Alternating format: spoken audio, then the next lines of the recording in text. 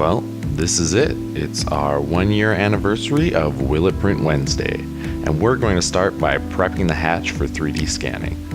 The reason we have to put paper over the glass is so the infrared light from the scanner has something to reflect off of. Otherwise, we won't pick up the curve and we'll just end up scanning the back of the seats and whatever we have in the hatch. The plan is to use the scan as a rough reference for the curve of the glass for when we make the model of the roof spoiler.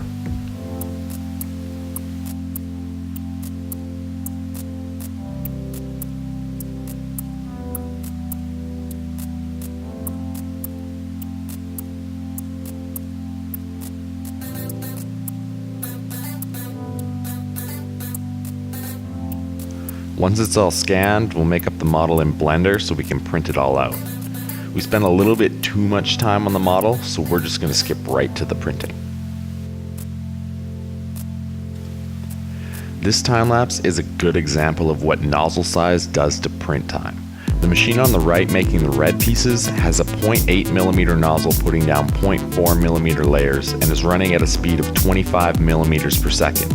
It's absolutely destroying the print times of the machine on the left, which is printing with a 0.4mm nozzle doing 0.25mm layers at 60mm per second.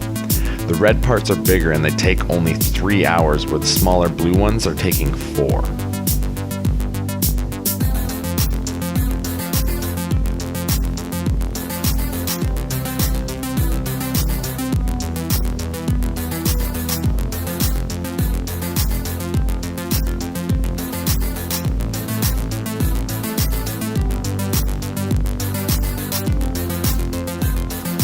Right, we'll get to assembling while that last one finishes.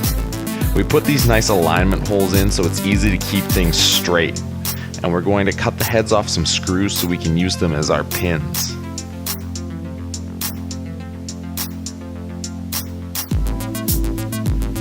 One end of the screw threads straight into the plastic, and we'll drill out the holes on the part that it mates to so the screws can slide right in.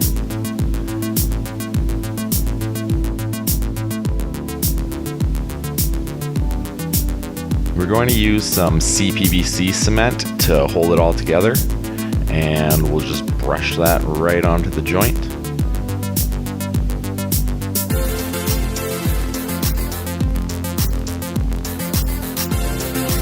And then we'll stick it all together.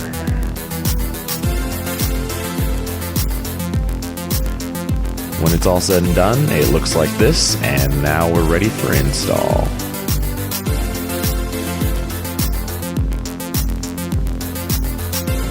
The great thing about making the spoiler for this car is there's a piece of trim that goes across the top of the hatch, and if you remove it, there's some clips that hold the trim on that have screws in them, and so you can take those clips right off and then we can screw the spoiler straight into where those clips used to be.